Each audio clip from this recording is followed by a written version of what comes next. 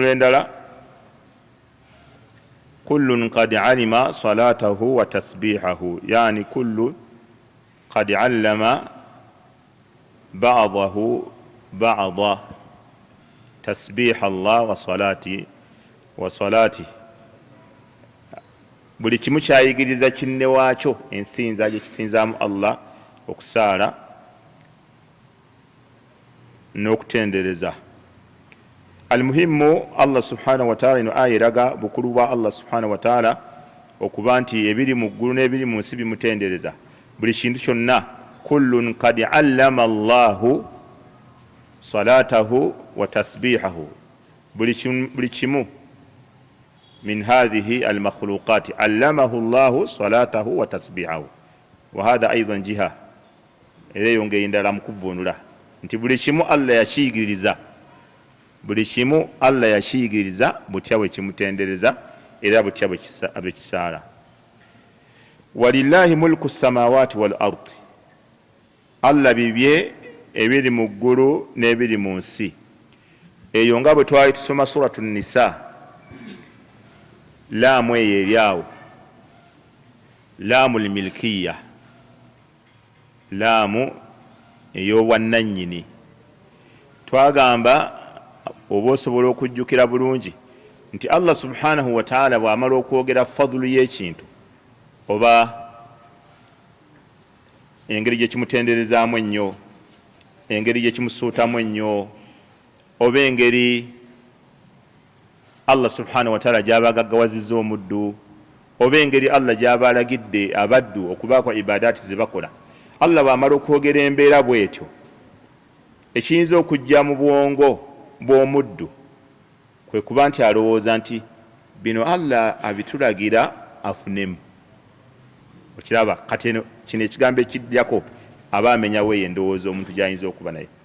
Allah bw'ayogera omuntu n'amugaggawaza n'obulungi n'amusuuta oba n'amutendereza nti amusinza nnyo oba n'amutendereza, kati ebyo byonna byonna oleme kulowooza nti Allah yabiragira afunemu. Kati kyava kugamba walillahi mulku samawati wal ardi. Era olaba bwe yayogera kutya kwa Allah kwa Ibrahimu, engeri Ibrahimu gye yatyamu Allah, era n'agamba Allah bibye ebiri mu ggulu n'ensi. Kati oleme kulowooza nti Allah olaba naye sebo batamutya ayinza okufunamu ennyiike. Walillahi mulku samawati wal ardi, Allah bibye byonna ebiri mu ggulu n'ebiri mu nsi. Amakulu talina kyaganyirwa mu kumusinzaako, oba oganyi oba omusinziza, talina kyeyeyongerako kubanga gwe kennyini oli muddu we. Al Bayan Islamic Preachings brought to you by ibada y'omuntu yonna mugagga. Kati wali wakati etegeeza ebinyonyi byonna n'ebisolo buli kimu ne bamalayika bonna batendereza Allah, oli atuuka okulowooza nti ekitegeeza balina kye bongera ku Allah, tebalina kye bamwongerako kubanga byonna biki? Byonna bibye. Walillahi mulku samawati wal ardi, Allah bibye ebiri mu ggulu n'ebiri mu nsi. Wa ila Allahi almasir, ate eri Allah yerina obuddo obwa buli kimu. Okiraba nga walaga walillahi aqibatul umur, ensonga zonna enkomero yaazo egenda kuggwera waani? Wa Allah. Wa inna ila rabbika almuntaha, enkomero ya buli kintu kyonna edda wa Allah. Amakulu byonna bikulaga okutya kw'omuddu bw'atya ennyo Allah ye yafunamu.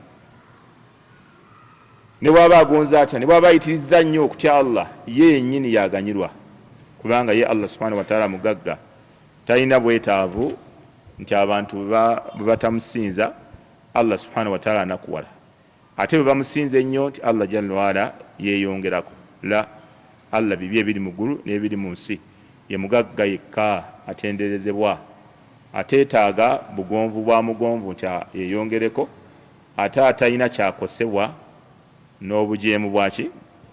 Bw'omujeemu. Wala yarda li ibadihi al-kufr, naye ate ekyo nakyo kino kimanya Allah tasiimira baddu be kukafuwala, takibaagaliza abaddu kubanga abaagaliza birungi, tabasiimira kubeera bakaafu. Kati Allah subhanahu wa ta'ala eyo aya yayongera okulaga obuyinza bwe n'okuba nti Allah yagwana okusinzibwa yekka, okuba nti ebiri mu ggulu era mulimu okutulawo endowooza y'abantu abayinza okulowooza nti bwe basinze ennyo Allah subhanahu wa ta'ala baba bakoze kyamaanyi nnyo era bagwana okuba nti empeera ezo zibamalira. Ate mulimu okujjawo era omuntu okulowooza nti bw'aba akola alina gwakolera nga bwe tugambye. Allah mu ggulu bamalayika bamusinza, waliwo byatonda nga bakutamye nga bagenda kumutenderezamu eyo embeera ey'okutama ng'era basiimu ng'era ekyo kye baagala. Waliwo Allah tabaraka wa taala bye yatonda nga bavunnamye nga bagenda kubeerako eyo embeera paka Allah lwalisalawo era nga basiimu nnyo n'eyo embeera ey'okumusinza nga bavunnamye. Waliwo abamusinza nga bayimiridde nga tolina woyinza kuba luta kujjako nga waliwo bamalayika abasinza.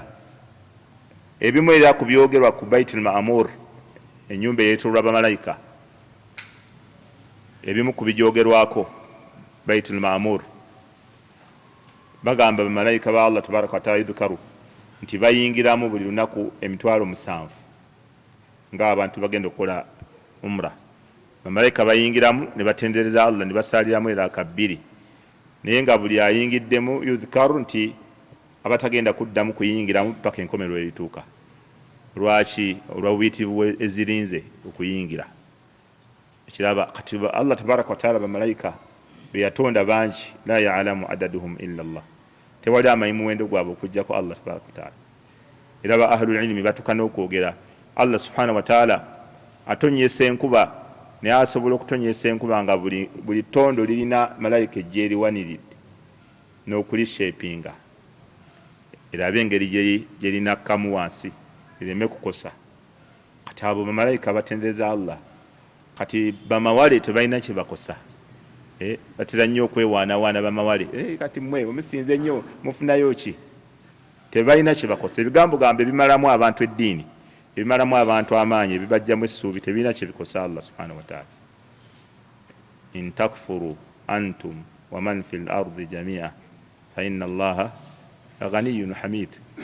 Wa qala Musa in takfuru antum wa man fil ardi jami'a. Nabbi Musa bwe yabagamba mmwe ne bwe mukaafuwala n'abali mu nsi bonna ne bakaafuwala. Inna Allaha laganiyyun hamid. Allah mugagga nnyo atenderezebwa, bimaana talina bwetaavu eri ibaada yo okuba nti omwongereko, ate talina kyakosebwa nti ogenda okukola amazambi buli limu olirozeeko, buli limu olikole, buli limu olikole paka Allah awulire bubi. Asobola kuwulira bubi, awulire bubi atya? Tolina kyogenda kukola Allah awulire bubi, awulire bubi atya? Tasobola. Nebwokola otya buli kyonna kyosalawo okukola bibyo ebizibu byo bigenda kuddiraku, bigenda kuddiraku.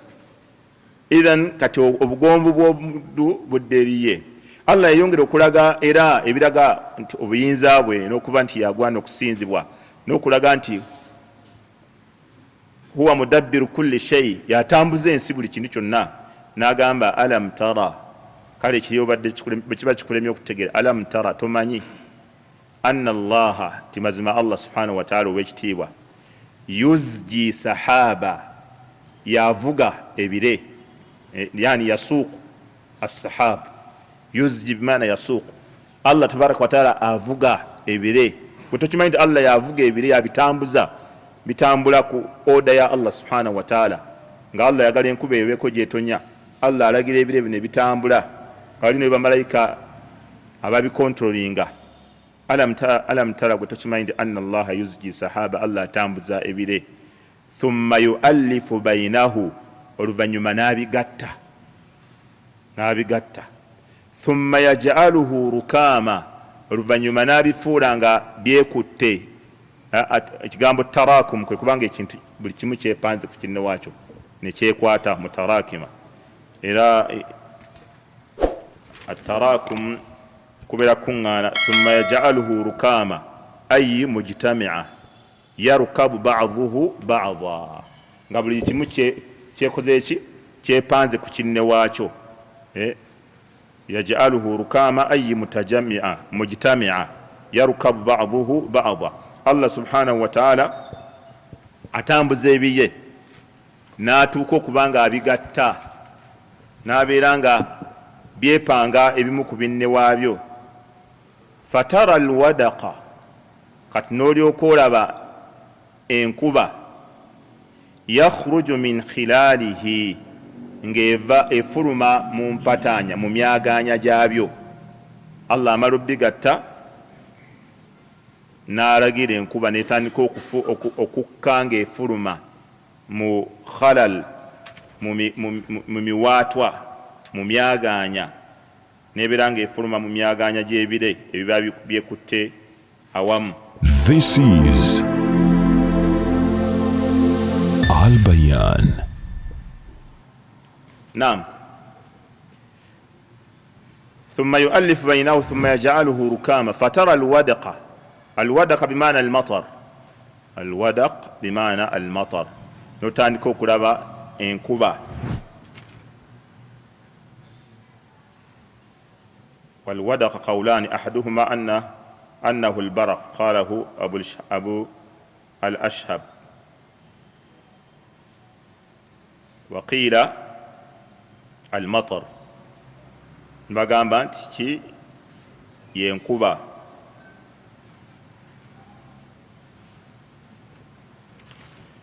fatara alwadaqa yakhruju min khilalihi wayunazzilu min assamaa, n'atandika Allah subhanahu wa ta'ala era okussa wayunazzilu nassa. Allah era kino yakikola, wayunazzilu nassa min assamaa'i, okuva mu ggulu, min jibaali fiiha min jibaali fiiha min baradi. Allah nassa okuva mu ggulu min jibaali, mu nsozi, fiiha min baradi. Abamanyi abamu bagamba nti mu ggulu waliyo ensozi eza omuzira. Waggulu eyo Allah tabaraka wa taala yatonderayo ensozi nga za muzira. qila khalaqa Allahu fi ssamaa'i jibaala min baradi. Amanya abamu bagamba Allah waggulu yatondayo ensozi naye nga zo za muzira. fahuwa yunazzilu minha barada. Omuzira gukola ki? Gukka nga guva muzo. wa fiihi idmar. Sheikh agamba aya erimu ekintu eba ekigambo kyebasirisizza, nga aya eba etegeeza nti yunazzilu min jibaali albaradi barada. yunazzilu min jibaali albaradi min jibaali albaradi barada. falmaf'ul mahdhufu, olwo maf'ul abeera akwekeddwa. baga aya erimu hadhfu. Allah subhanahu wa ta'ala nti assa wayunazzilu nassa min assamaa'i wayunazzilu min assamaa'i min jibaali. min huna ebeera zaid, olwo min ebeera zaid, yani wayunazzilu min assamaa'i min jibaali fiiha barad, yani wayunazzilu min jibaali assamaa'i barad. Allah nassa okuva mu nsozi ezaki ez'omuzira eza waggulu, n'assa okuva muzo eki omuzira. fayusibu bihi man yasha, n'abeera nga Allah subhanahu wa ta'ala omuzira ogwo gwaba assizza gutuusa gukosa oyo yenna Allah gwaba yagadde, oba birime oba kyalo oba kitundu. Allah n'asalawo ogwo omuzira gukose ekyo ekitundu. wayasrifuhu an man yasha, ate oluusi n'aguugula kwoyo gwaba yagadde, n'aguugula ne gutamukosa.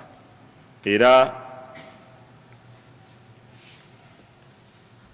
Imaamu al-Qurtubi rahimahullahu ta'ala bwe yali ayogera yagamba nti gwe guba gutuusiddwako ne gumukosa ebeera niqma min Allah, ate Allah gwaba awugudde ne gutamukosa ebeera ni'ma min Allah, ebeera kyengera eri Allah subhanahu wa ta'ala kyaba amuwadde. Wammoyo yenna gwe guba gukosezza والثانية هنا من هنا وكيل المعنى وينزل من السماء قدر جبال أو مثل جبال من برد إلى الأرض. فمن هنا الأولى للغاية لأن الابتداء الإنزال من السماء، والثانية للتبعيض لأن البرد بعض الجبال. شيخ يقام وانو من ينيروا نيوكو بي إنو من يسوكا للتبعيض يسير التبعيض للغاية. وينزل من السماء إنو من جغفا من السماء من جبال يعني إنو من يوكو بي للتبعيض يعني الجيو بعض البلد nasookuva mu ggulu ogumu ku muzira ne gusuuka lianna albarada ba'd aljibal kubanga omuzira ogwo guba gukutta ogumu kiba kitundu ku nsozi eziri waggulu min jibali baradin fiha. وقيل هنا من صلة وقيل المعنى وينزل من السماء قدر جبال أو مثل جبال من برد إلى الأرض. فمن هنا الأولى للغاية إن من جبال الأرض هنا والبرد زائدة في الموضعين بنبي النحو وزوجة بيتجرى جاكوباتي. إذن كان ينكو تجامو cha Imam al-Qurtubi chenjagala wano ekyokubera nti Allah subhanahu wa ta'ala omuzira agutuusa kwa oyo gwaba yagadde nga kibonerezo ate n'aguugula kwoyo gwaba yagadde nga Allah subhanahu wa ta'ala amwagaliza kyengera. Naam, agamba Allah subhanahu wa ta'ala fayusibu bihi man yasha wa yusrifuhu amman yasha yakadu sana barqihi yadhhabu bil absar. Allah subhanahu wa ta'ala agamba mu process y'okutonyesa enkuba eyo mubeeramu ebimyanso okubwatuka ne ebimyanso nga mu suratu Ra'd Allah yogera ar-ra'd ne al-baraq. Ra'd wawulibira ddoboozi, al-baraq kubeera okumyansa. Kati wano Allah yagamba yakadu sana barqihi, sana bimaana dawu al-barq, olubwatuka baulama abasinga bagamba kuba kwa malayika ekuba ebire mulundi gumu. Kati olukuba olwo ebire bwe bibwatuka yakadu sana barqihi yadhhabu bil absar. Sana kyekitangaala ekimyanso, ekitangaala kya barqi olw'olubwatuka olwo kiba kibulako katono yadhhabu bil absar n'okugyamu omuntu amaaso. Kyagamba yakadu sana barqihi nga kibulako katono ekitangaala dawu y'olumyanso olwo okubanga esobola okugyamu omuntu amaaso. yuqallibu llahu allayla wannahar. Allah subhanahu wa ta'ala bwatyo bwakyusakyusa akyusakyusa ekiro n'emisana. Inna fi dhalika, ebyo byonna byonna nga bwabinyonyodde awo, la ibrata li ulil absar, mulimu ibar okwebuulirira eri abantu abalina amagezi. Allah subhanahu wa ta'ala awo atunyonyola process ey'okutonyesa enkuba. Ayi fi alladhi dhakarnahu min taqallubi al-layli wan-nahar inna fi dhalika. Allah ekyo kyayogeddeko mu kukyukakyuka kw'obudde bw'ekiro n'emisana. Wa ahwalu al-matar, n'embeera enkuba gyeyitamu okutonnya. Was-sayf was-shita, n'obudde obw'ekyeya olumu ne bubeera bwaki ekyeya neki toggo neki n'obutiti, obudde obw'ettoggo n'obwaki seka oli agambye seeko agaye gwo bimanyi oli gego wamusooka mu mugundi. Okuba nti Allah subhanahu wa ta'ala akyusakyusa obudde bw'ekiro n'obw'emisana.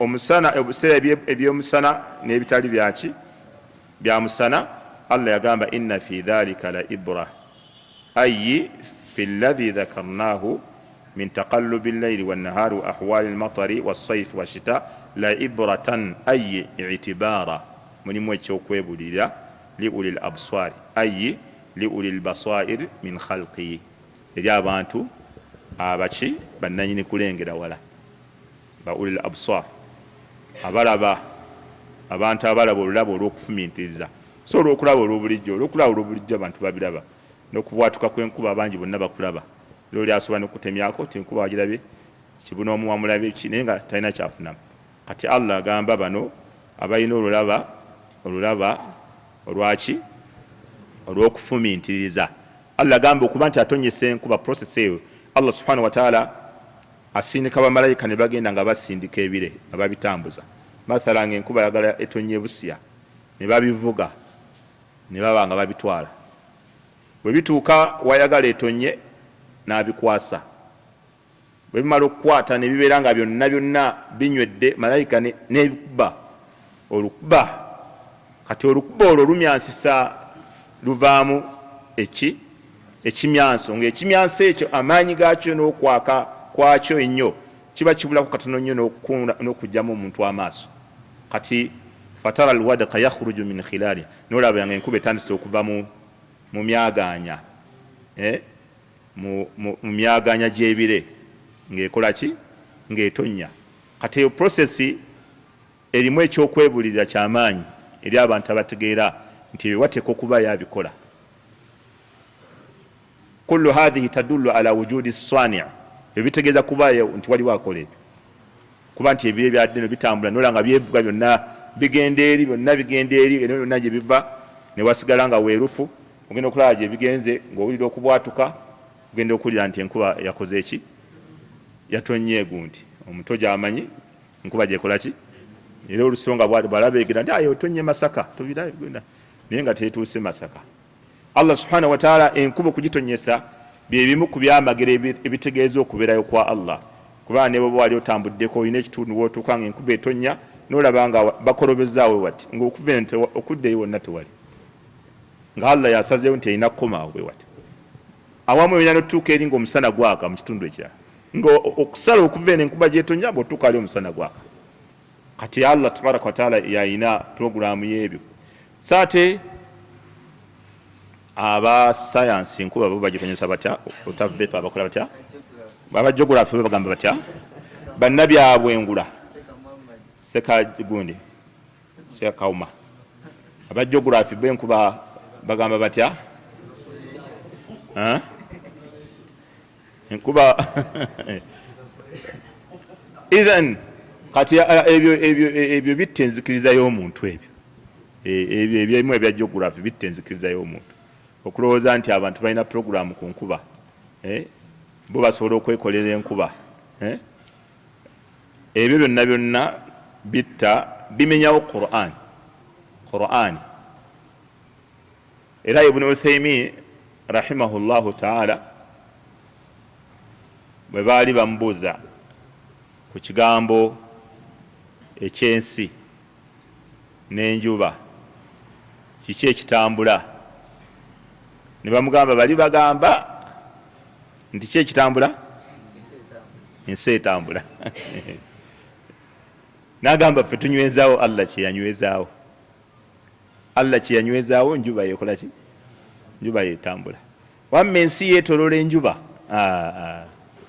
ensi yeetoloola enjuba ensi neyeetoloola omwezi ebyo ffe tubikkiriza binassi al-Qur'an Allah tabaraka wa taala talagangako nti ensi ekola ki nti ensi etambula bali thabita ensi nywevu yagiteekako n'ensozi ezo zolaba zikole ki ziginyweze ereme kwetooloola era singa azijjako bwati ensi yalikoze ki yaliyuuze singa Allah ajjako ensozi era abamanyi abamawo webasinziira ne bagamba nti olusozi buli we lubeera ekitundu kyalo ekidda waggulu kyekitono ku kidda wansi mwe kyemuba mulaba ebweru kyekiba ekimpi ku kidda wansi kuba ezo egundi ensozi ziriwo okunyweza ki era Allah tabaraka wa taala gali wala inzalata senga eggulu n'ensi bigezaako nebinyenya bunyenya bwe biti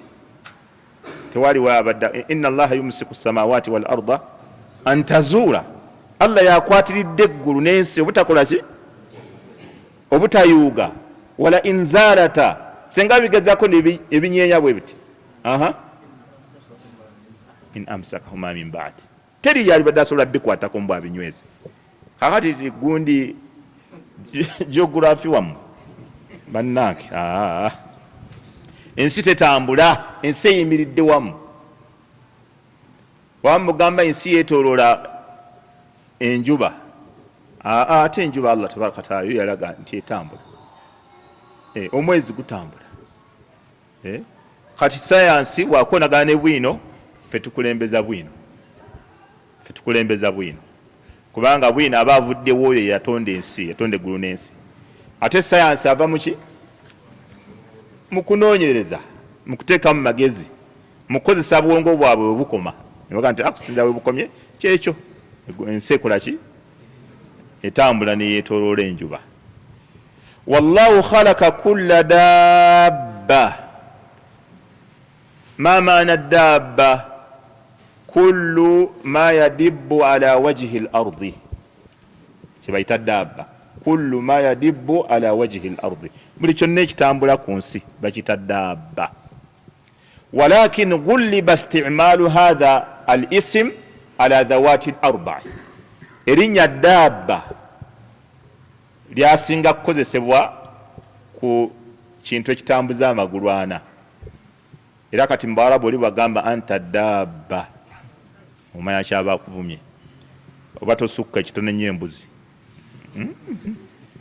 oli baga oli dabba oba tosukka mbuzi ekitone nnyo. Kati dabba asulu yakyo buli kyonna ekitambula ku nsi bakita dabba. Wama min dabbatin fil ardi illa ala llahi rizquha, allah gati waliwo kitambula kuno ku nsi okujjako nga riziki yakyo yonna allah agikola ki, yagirina ala llahi, bimaana allah yeeyama okukirabirira, ekakata ku allah okiriisa. Buli kyonna ekitambula kuno ku nsi allah yalina riziki yakyo. Wayalamu mustaqarraha wa mustawdaaha, allah amanyi bulungi nnyo obutebenkevu bwa riziki eyo, allah amanyi ekigero kya riziki eyo. Al-Bayan. Yalamu mustaqarraha wa mustawdaaha, etterekero allah alimanyi bulungi. Kullun fi kitabin mubin, byonna biwandiike allah yabisajjala dda. Riziki eyo yonna gy'olina okulya, buli kimu ky'olina okulya. Ne bw'ogenda ku mukolo olina akuyizaako essowaani n'agiwa Yunusu, n'akulaganyisa naga nti asika kangende nkuyiiye, kangende nkufubeko oteeka okulya, n'akomawo n'agamba emmere eweddeyo. Tomunyiigira, onyiigira wabwerere haka, onyiigira wabwerere, leka kutunuulira ono, leka kufuuka kiiso kya mbozi. Kirekera omusi yakisaze nekitunuulira omubaazi abaaga eddiba. Manya wano ku mukolo tewabaddewo ki? Era omuntu wawangana ey'empangala wallahi abeera bulungi, abeera bulungi, tasobola kunyiigira muntu lwa mmere, tasobola kugwa muntu mu bulago lwa ssente, tasobola kugwa muntu yannemisiza akapoloti, ebyo byonna tasobola. Mulimu gundi yagulemesa la, tewali kul lan yusibana illa ma kataba Allahu lana, tewali kiyinza tutukako kujjako nga allah akola ki, yakiwandiika. Buli kyonna kyofuna bajja wali mu kitabo kyo, eno ebeera tanfidh, bayita tanfidh, kuteeka mu nkola. Bamalayika yunaffidhuuna almaqdura, bateeka butesi mu nkola ebyagerwa edda. Kyonna kiba kyofunye ku nsi, manya nti ekyo tekibadde kyakusuba. Ma aswabaka lam yakun liyukhti'aka wama akhta'aka lam yakun yusiba. Buli kyonna kyofunye manya wali olina kifuna, ate buli ekikuyiseeko omanya ekyo kyali tolina kifuna. Era abantu abamu bawajjirira bafune ebitali byabwe, ate ne bafunamu ebizibu bingi nnyo mu kuwajjirira. Natuka okuddayo ku asuna nga kale singa nagumira wali oba ekiraba. Omuntu basobola okumubba olubba lumu n'alema okugumira olwo olubba lwe bamubbye, n'atandika okunoonya butya bw'anaakwata ababbye gundi waleti ye. Kati n'atandika okugenda step nga bamukuba, n'agenda mu bafe, n'agenda mu balaguzi, n'agenda swi. kana bamugamba bintu byondaba ne webiri naye osobola okuleeta omutwe gwa mukyalawo ngulwaza kulyako sente mpolampola oba bashiriku bagenda bakulinyisa mpolampola asooka nakusaba obuntu obutonotono kyobula omushiriku kyekimufuula omubi ennyo omushiriku agenda kutambuza mpolampola paka ku ssaawa esembayo bwe nakusaba omutwe gwa maama wo kati omutwe gwa maama wo osobola oguleeta Al-Bayan. ogenda okulaba nga omushiriku akumaze abula abantu basala abaana abo abashiriku bwe bateekamu ebyo ebirowoozo ebyo agenda amutwalako sente mpolampola nga bamusaba ekito namusaba ekirala namusaba egundi namusaba enfudu namusaba egundi nagenda nga byonna byamusaba abisobola paka namugamba genda oleete omutwe gw'omwana wa myezi 8 omusala tasoberera mwana wabere nga tamubba kati abo nga tetusanyuka nga bafudde waliyo ennaku zino abantambulirako ogamba otya abantu okusanyuka ng'omushiriku afudde kyatteeka okusanyuka ng'omushiriku afudde mwagala oba muganye nja kiddamu emirundi gyonna omushiriku waafa tusanyuka shi'tum am abaitum mwagala temwagala nja kiddamu buli mulundi omushiriku waafa tusanyuka kubanga yakyasinza okubeera omubi mu nsi muno omushiriku alagira abantu okusaddaaka abaana b'abenti olaba alagira abantu ebintu ebitakolebwa nabbi saa sallam era kyeyayogera era obujulizi ate weebuli mu Qur'ani buyitirivu ne mu bigambo byabamanyi buyitirivu naye olwokuba abantu tebamanyi busiraamu ate baagala babwerimbikemu mu bugerere ne bamu basseeka bano bannaffe basseeka hikima kati ebyo ebintu si bituufu abo nabagamba ne nabbi bwe yali baddeewo baali muwabudde abo nabbi baali muwabudde nabbi nedda tereezaamu ebintu ebimu gweoyagala abasiraamu ate ye guntekola kyusaamu kati eyo aya gikyuseemu nabbi abo ne ku mulembe gwa nabbi babakubaawo baali muwabudde kuba abo babeerawo amawono ne googerwa mu ddiini ne basirika becce ate ono naava nagamba bannayo yakoze bubi ne bakyukira nayogedde ekikulu talina hikima bo hikima yaabwe kusirika nga abakiri kubeegiriisa ne batuma abantu endiga ne bazimalayo ne batuma abantu enkoko ne bazimalayo ez'ebitanga ne batuma abantu endiga ez'ebiremba ne bazimalayo ne babatuma enfudu ne ziggwayo ne babatuma enjiibwa ne ziggwayo ne babatuma omukyala atazaalangako ne basawunya omukyala atazaalangako omukyala omugumba w'emyaka 8 muleete namunoonya omukyala omugumba emyaka 8 namusaddaaka kati abo nga tetusanyuka oyo bwafa tusanyuka kubanga ensi ewummula nabbi sallallahu alaihi wasallam yagamba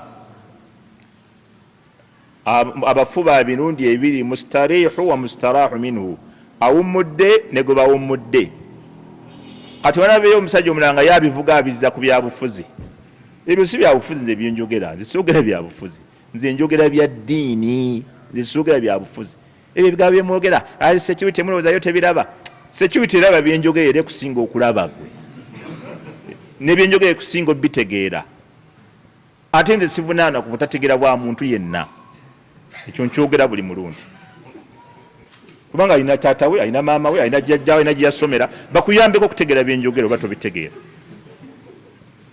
omushiriku bwafa tusanyuka faqutia dabiru lqawmi alladhina zalamu walhamdulillahi rabbil alamin eyo aya ya Qur'an eyo aya ya Qur'ani ekigwa bwe kigwa wansi tugamba alhamdulillahi rabbil alamin Allah yeyogera nabbi sallallahu alaihi wasallam abafu ba mirundi 2 mustarihu wa mustarahu minhu awummudde ne gwe bakoze eki ne gwe bawummudde amma kati njagala ko nasembayo wa amma alfajiru yagamba ono omwononefu mawale omushiriku asamira yeyambuza abakyala n'abatambuza obwerere n'akola ebikolobero abantu abanywesa ebidagala abalinyisa empombo ezirimu enajisi oyo aliza abantu ebitaliika oyo nabbi gwagaa ati wa amma alfajiru oyo omwononefu oyo omushiriku bwafa yastarihu minhu alibadu abaddu bawummula walbiladu n'ensimu abadde newummula washajaru n'emiti obuti ne giwummula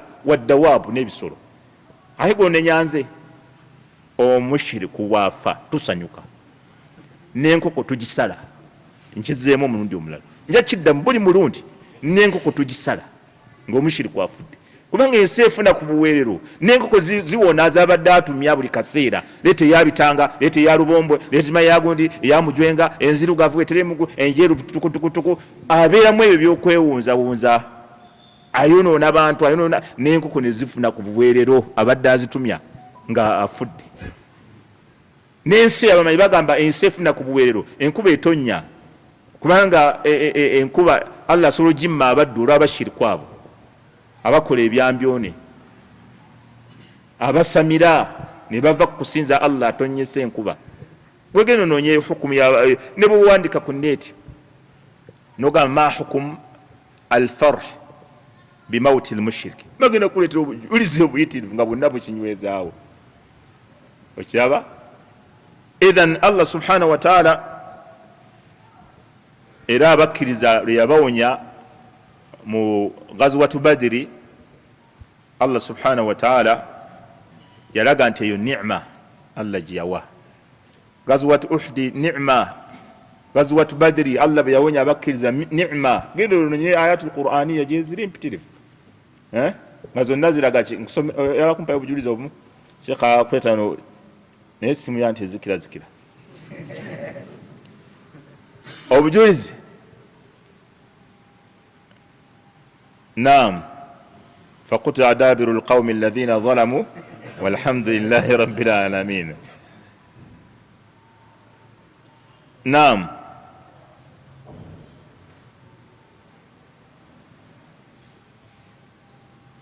naam, wandika fatwa eri ma hukum alfarh bimauti almushrik oba bimauti aduwi min adaillah. Wandikeyo gena kulaba ma hukum alfarh, kiramunwa kitya okusanyuka, bimauti alfajir oba kyonna gwe kino wandika bagenda kuleeta obujuzi bwenjogera. Ne bono muyita fajir, ma hukumu alfarh bimauti alfajir, kiramunwa kitya okusanyuka nga omuntu omwononefu afudde. Bw'owandika ekyo bagenda kuleetera obujulizi. Ma hukumu alfarh bimauti almushrik, bagenda kuleetera obujulizi. Kankuliyo nekino obali tokimanyi. Ma hukumu alfarh bimauti almubtadi', gwe kiwandikemu ekyo olabe. Bw'oba olina essimu wandika katisaazi olabe ma hukumu alfarh bimauti almubtadi', olabe bye banaakuleetera. Onyizeewo bwina abeera kuno omuyitirivu. Taib, wano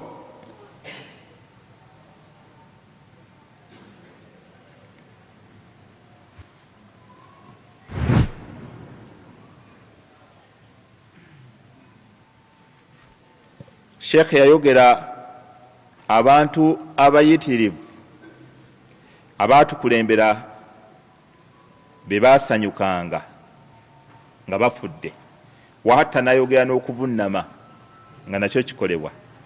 Ali wano Seke yakikola katono bamulyemu amaaso banna. Waliwo eyakikola ano, ya ayuha alladhina amanu. Kansomeyo butonotono kubanga bungi, naye kansomeyo buno bokaboka butono oba bubiri oba busatu ku bujulizi. Allah ga ya ayuha alladhina amanu, abange mwabakkiriza, udhkuru ni'matallahi alaykum, mujjukire ekyengira kya Allah kye yabawa. idh ja'atkum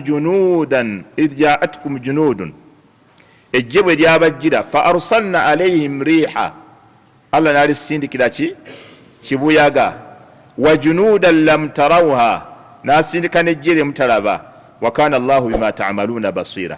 Ya ayyuha alladhina amanu udhkuru ni'matallah, mujjukire ekyengira kyani kyengera Allah yakiyita kyengera, bamawale yabajjaawo. Kaakati wano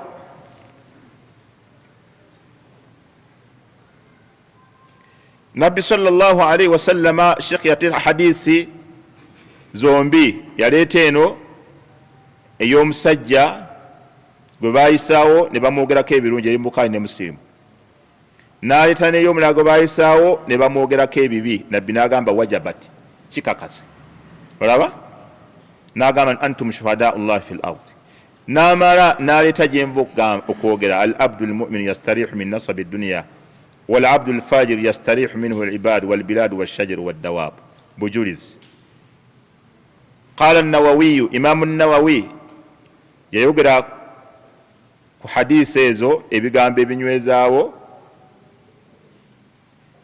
okusanyuka omushiriku afudde n'atandika okwogera obujulizi obuyitirivu wano wansi naga nti waqad sajada aliyu radiyallahu anhu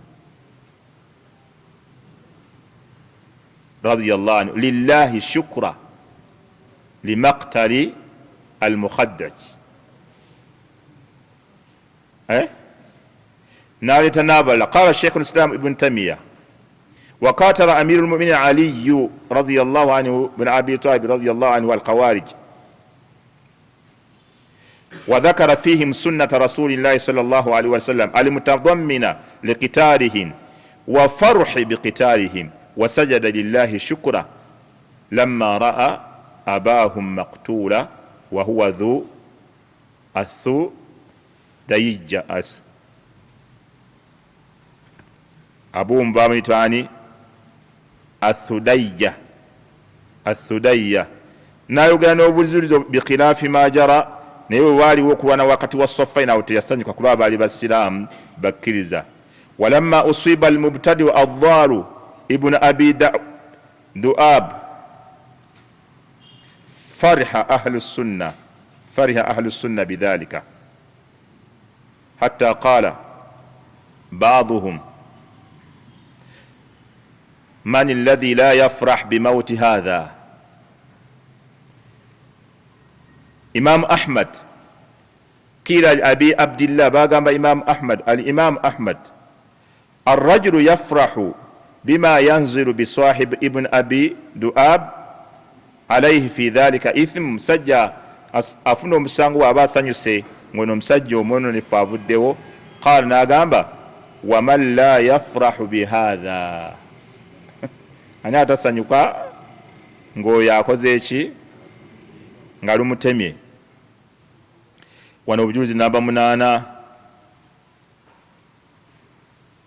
kakati kansome fatwa ekigambo ekisembayo wa kullu ma sabaka ebyo nabikulembedde wa ghayruhu fana kathiru bingi nnyo wano obujulizi bwe yaleta adilla za mirundi 8 naye wansi naziwaako comment n'olukiiko nolwabamanyi lwalidogera luno bino وكل ما سبق بكلين بدي وغيره نبتالي وكثير بينجي يدل على جواز الفرح ما معنى جواز بلا غانتي تشكولاجي الفرح تقولاجي بلا غانتي كيزو كسانيوكا بهلاك أعداء الإسلام والكاعدين له وهلاك أهل الزندقة والبدع المغلظة وهلاك أهل الفجور والفساد بل يفرح أهل السنة بمصائب التي تحل بهم كمرض إحداهم أو سجنه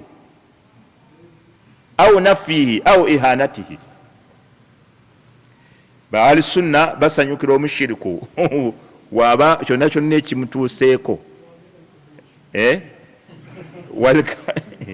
يدل على جواز الفرح بنبي كان تشكيز وكلاشي okusanyuka bihalaki aadai alislami abalayi b'obusiraamu bazikira walkaidina lahu n'ababukolera enkwe seka omutagayika ngo netegeeza nnyo andekerawo omushiriku obujulizi buyitirivu nnyo obulaga nti omushiriku bwafa tukola ki tusanyuka n'omuntu almubtadi omuntu akola bidaa naye nga bidaa ziri enkwafu si bubidaa buno bwa bulijjo temugaba bannamawulede beŋŋamba abannamawulede leero mbajeemu sigamba bannamawulede leero simwe beŋŋamba saawe beŋŋamba abattahaliri nedda bosi beŋŋamba wabula bidaa ziri almughallada enkwafu waliwo bidaa enkwafu ng'okugamba nti qur'ani kitonde eyo bidaa nkwafu eyo bidaa nkwafu nnyo kubulyo ne bidaa endala bidaa y'okuteekawo omukulembeze ow'okubiri eyo bidaa nkwafu nnyo bidaa nnyo namuzisa y'okuteekawo omukulembeze ow'okubiri bidaa endala nga bidaa y'okusinza entaana eyo mughallada abo abakkiriza basanyuka nga abo bafudde bannabyabufuzi abo si bendiko era oli adabyogera ku saidi y'ebyobufuzi alabye nnyo omusajja wattu alabidde ddala ate bo babiteeka ne gye bitabeera bo bateeka gye bitabeera ffe tuteeka gye bibeera mushiriku abadde asamira abadde atugumbula abantu abadde ayigiriza abantu okumala abalongo, abadde ayigiriza abantu okuzimba amasabo, okuva okusinza Allah, alagira abantu basaddaaka abaana, alagira abantu bawonge, alagira abantu bakole ki, bagende ku mumanda, bagende ku ki. Oyo bwafa tukola ki? Kakati ababadde banyigidde olwekyo ekigambo balowooza lunaggwa, terusobola kuggwa. Kul mutu bighaidhikum, mufe n'obusungu bwammwe. Eyo ye mawqifu y'abasiraamu abali ku manhaji entuufu. Omushiriku bwafa bakola ki? Kati ate mulimu ne baseka bakyewuunya. Naye kati lwaki oyogera ebigambo? Oyo ne seka yasomera e Pakistani abyewuunya, yasomerako e Pakistani agendako ne Madina. Buli lwe mbyogera ebyo abyewuunya, era abukwata n'abusharinga obwo bugundi bukrips nga ambijjisambu kumbe annungiisa okusaasanya tawhidi oba onnungiisa oba ondaga nti ndi ku mulamwa. Bantu mbagamba badde ku Allah, bajojobye abashiriku, bave ku shiriki, bave ku samira, bave kwewulunta ku ntaana. Okiraba? Badde ku tawhidi. Idhan koti tukamaliriza bulungi. Ati Abdulkarimu kategedde munnange onombuulira ebivumo ebirala bibavumye era nga nkomawo n'omulumudona. Wa in udtum udna, bwe bunakomawo era nga nange nkomawo paka malakul mauti lwene enkoko newange. Bwe ne batannakonkona nze nammwe malusu nadde okooli. Kabaani ku ndongo, majangwa na nakirijja. Nze mbabuulidde ebyo bye mudde ne munvuma ne muntiisatiisa. Ekivumo kye batambumye mu nsi muno olowooza kiyinza okunkyusisa ebigambo? Tekiriyo. Nze nakugamba ne gye mpasa bamanyi nti banvuma. Basizaala banyazaala bonna bamanyi nti banvuma. Naye tekinkyusisa. Byenkola ki? Byensomesa kasaka gabera amazima. Naam. Wallahu khalaqa kulla dabba. Sekonyizem. Wallahu khalaqa kulla dabba. Wabo obonyizeeko nyizo ko obonyiga mu kugatta ko omusajja wa Pakistan. Wallahu khalaqa kulla dabba. Allah yakola buli ki? Buli ekitambula. Allah yakitonda ki? Wallahu khalaqa kulla dabbatin min ma'i. Allah yatonda buli kyonna ekitambula ng'akitonda mu mazzi. Abamanyi abamu ne bagamba tujjululamu bamalayika bakolebwa mu kitangaala, ne tujjululamu ne shayatini zakolebwa mu muliro.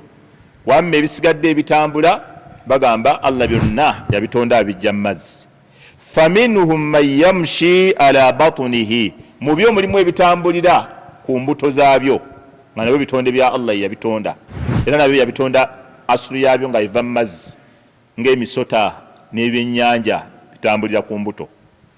Wa minhum man yamshi ala rijlain, mu byo mulimu ebitambuza amagulu abiri nga ki? Nga omuntu, ng'ebinyonyi n'eki ekirala. Wa minhum man yamshi ala arba'i, mu byo Allah bye yatonda mulimu ebitambuza amagulu ameka? Ana. Yakhluqu ma yasha, Allah atonda nga bw'aba yagadde. Amakulu ne bw'osangayo ekitoogeddwawo era omanya nti Allah yakola ki? Amakulu singa osinganayo omuntu ng'alina amakulu ana, tekagamba nti abantu balina kuba n'abiri. Yakhluqu ma yasha, atonda nga bw'aba akoze ki? Bw'oba osinganya embuzi erina amagulu 5, tekagamba nti ekyo Allah teyakyogera mu Qur'an. Yakhluqu ma yasha, atondayo n'ebirala by'aba yagadde. Ennyonyi ezitambulira mu bbanga kutonda kwa Allah eyawa abantu abo amagezi okukola ebyo ebintu. Okiraba? Bw'onoosingana ekitatambula bwe kityo, oli yeewalula bwewaluzi, akabina katekawo ne yeeseetula bw'ati Allah. Oba oli yeevulungula bwevulunguzi bw'ati nga mulema Allah. Yakhluqu ma yasha, atonda nga bw'aba akoze ki? Nga bw'aba yagadde. Inna Allaha ala kulli shay'in qadir, Allah ku buli kintu kyonna yakiinako okugera. Buli kyonna kye yatonda yalaba nga kiina kuba bwe kityo. Buli kyonna kye yatonda yalaba nga kiina kubeera bwe kityo. Laqad anzalna ayatin mubayyinat, laqad anzalna ayatin mubayyinat, twassa aya almubayyinat yani wadihat, twassa ayat enyinyonyofu, twassa ayati ezirikiriya amateeka, wanategeeza amateeka, twassa amateeka. Laqad anzalna ayatin mubayyinat, twassa ayati amateeka agalikiriya amanyonyofu. طيب wallahu yahdi man yasha'u ila siratin mustaqim ne Allah alungamye ogwaba yagadde eri ekkubo eggolokofu. Wano ki Allah kyayagala okutugamba? Amateeka gonna Allah ge yassa mu Qur'ani galikiriya. Naye olaba omuntu ng'ava ku butuufu n'agenda n'obukyamu, manya nti Allah yalungamya gwaba akoze ki? Naye nga ye Allah biyassa biri ki? Birikiriya. Oli bw'aba ayagala kulungama alungama. Era baganda baffe abamu abasomi nga bayivu naye nga be baliko si busiraamu baagala dduwa kumusabira nga Allah mulungamye, kubanga oluusi naye ali ku kikoligo kadari yamukwata bukwasi naye nga yali badde naye ayagala hidaaya, naye yali badde ayagala okukola ebituufu, naye nga olaba omuntu wa bulijjo sina muwalimu akola bituufu ate siteeka ye takola bituufu. Eyo hidaaya tawfiiki ya Allah. Allah alungamya gwaba akoze ki? Si buyivu bwa muntu bwe bumulungamya, si kutegeera kwe.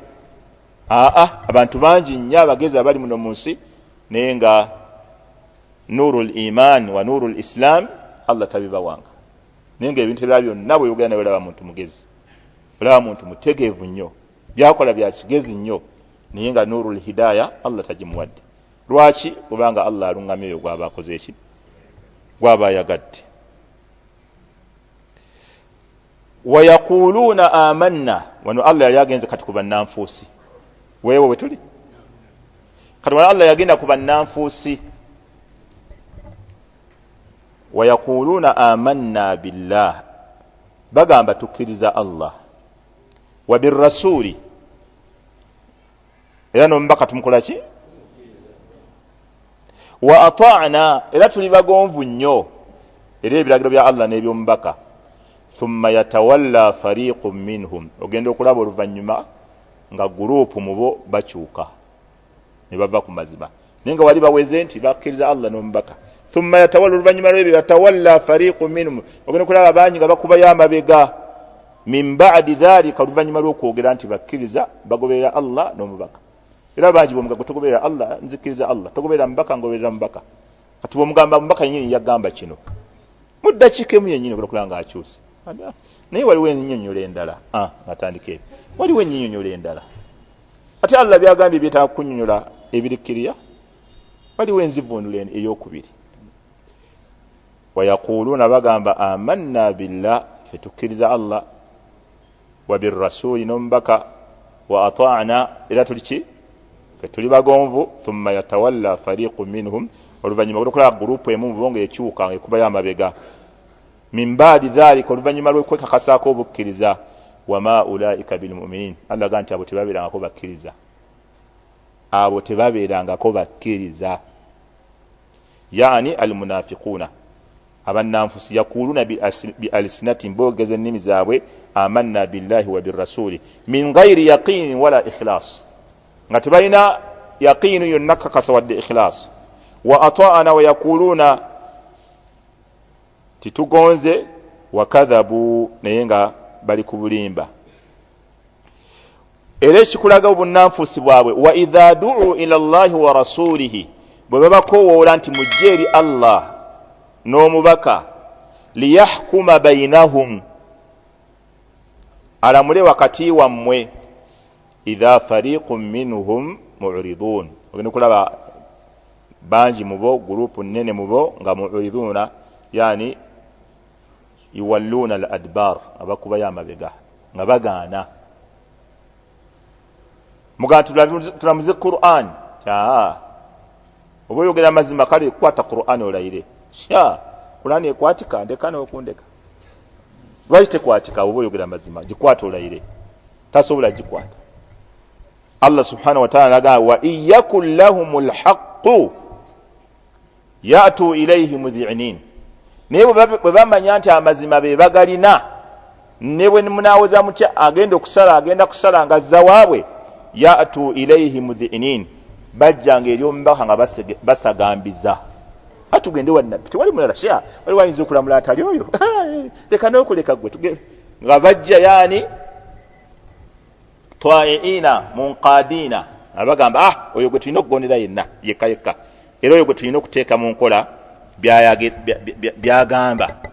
Wa iyakun lahumul haqqu ya'tu ilayhi mudhi'ina ay ta'i'ina munqadina li'ilmihim kubanga bakimanyi annahu alayhi salatu wassalamu kubanga ono mbaka yahkumu bilhaqqi nti alamuza maki mazima kati abo bagamba tugende wa nabbi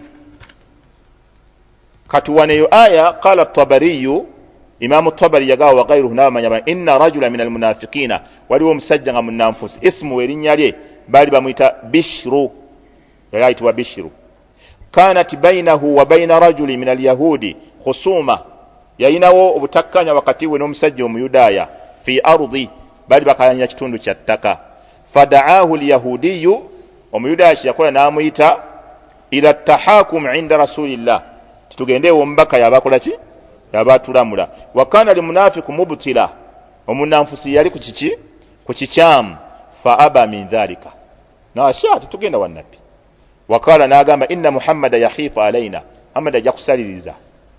amada yakusaliriza fatuwalana falnuhakkim ka'ab ibn al-ashraf tugende wa ka'ab ibn ashraf akulira abayudaaya fanazalat hadhihi al-aya ayyo kwekukka waqila banabaga nazalat fil mughira ibn wa'il min bani umayya Al-Bayan Islamic Preachings brought to you by wa'il ava mu kika ky'aba umayya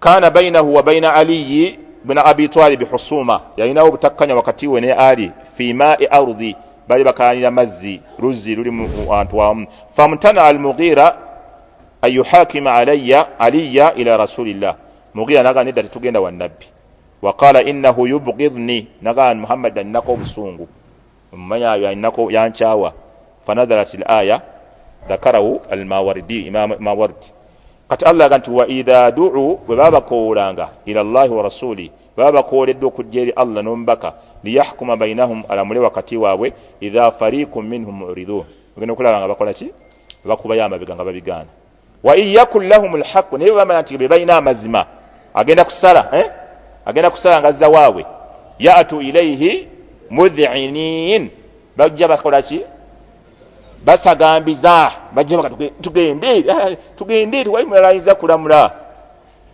eyo sifa abantu bangi nnyo abagiina abantu bangi nnyo abalina sifa eyo nga omupatanya okukolera ebintu byo genda ombajjire embaawo genda ombajjire ki genda ontungire bweti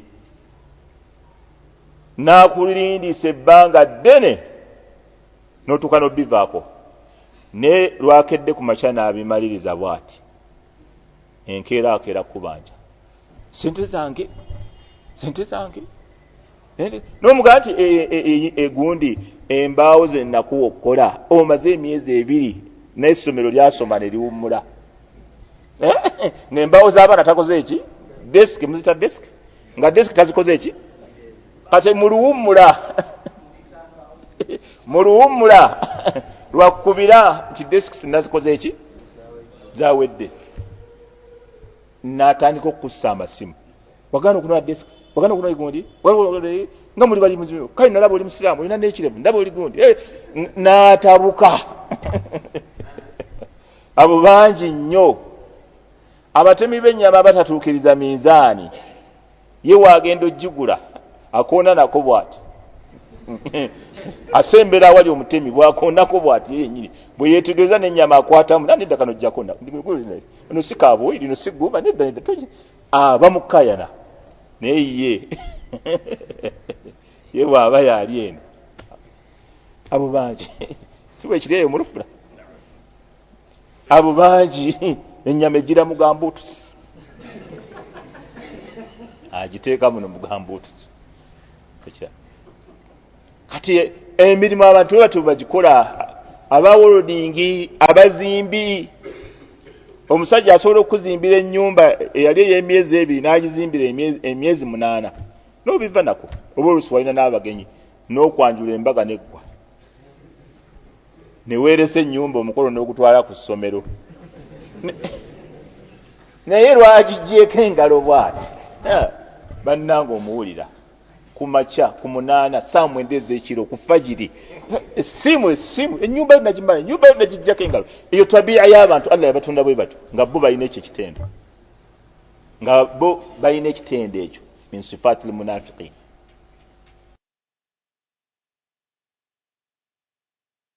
yukhsirun. Bo baba bapima bakola ki? Kati awo bayingira mweno aya kitendo mbitondo y'abannanfusi. Wailul lil mutaffifina alladhina idha iktalu ala an-nasi yastawfun wa idha kaluhum aw wazanuhum yukhsirun. Ye baba yagula ente Allahu akbar. Baba yasubula ennyanya naye kati musingane nga alenga akola ki? Akumyomyola naawe n'okitegeera. Ate abaaseera nnyo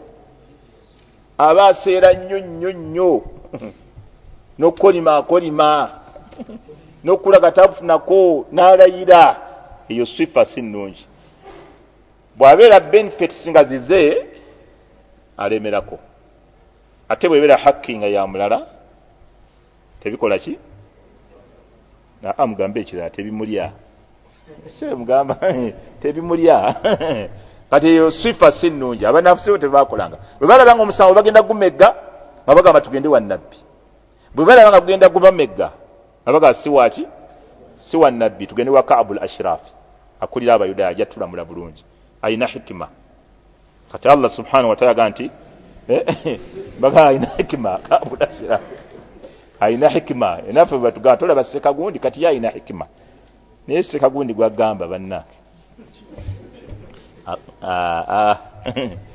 Allah subhanahu wa ta'ala agamba afi qulubihim maradu. Abantu abo balinamu kirwadde mu mitima gyabwe.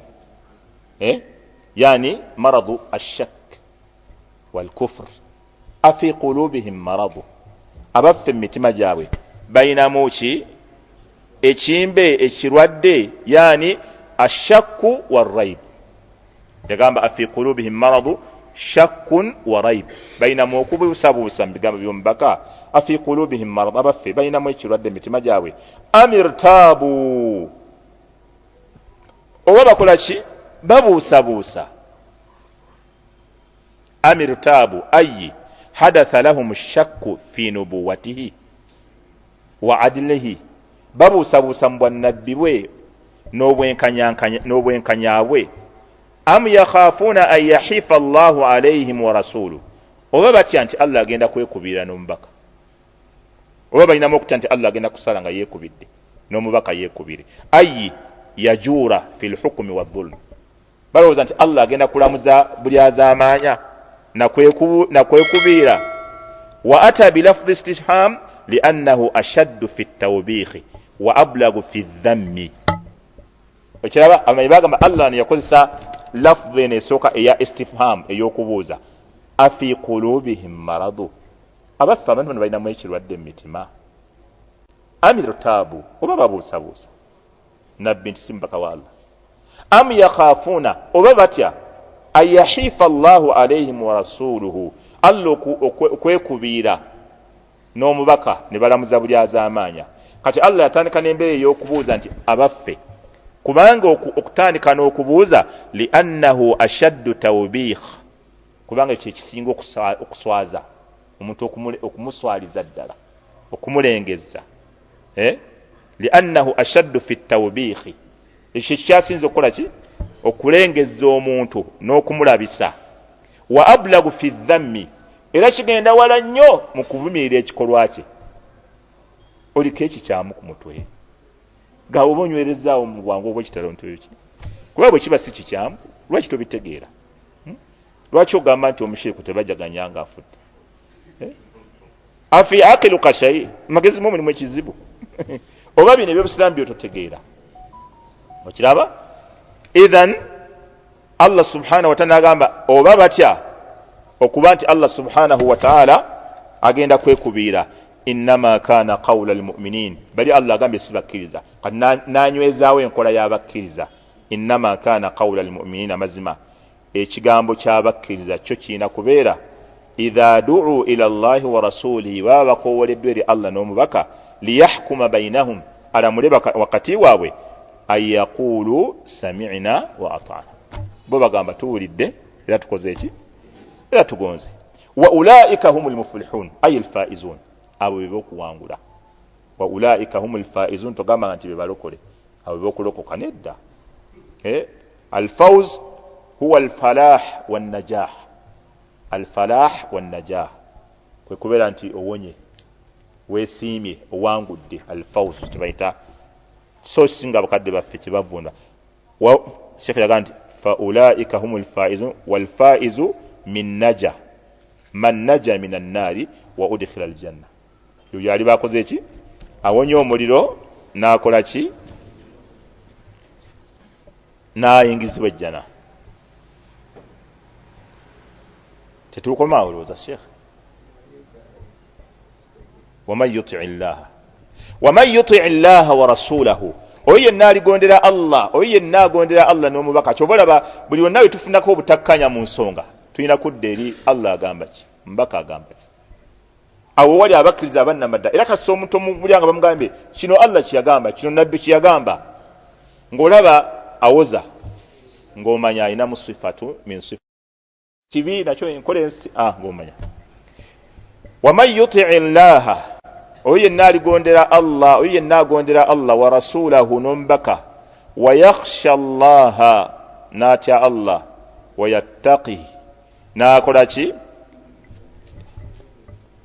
n'abeera nga ateekawo wakati we ne Allah wiqaya ejjija eriziyiza obusungu bwa Allah obumutuukako bifi'li lma'mur wa tarki lmanhij.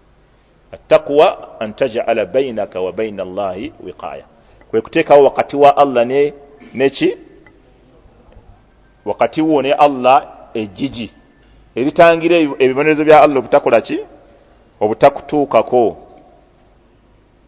Allah yagamba faulaika humul faizun awo bebagenda okukola ki bebagenda okuwangula bebagenda okukola ki okwesiima bebagenda okuwona.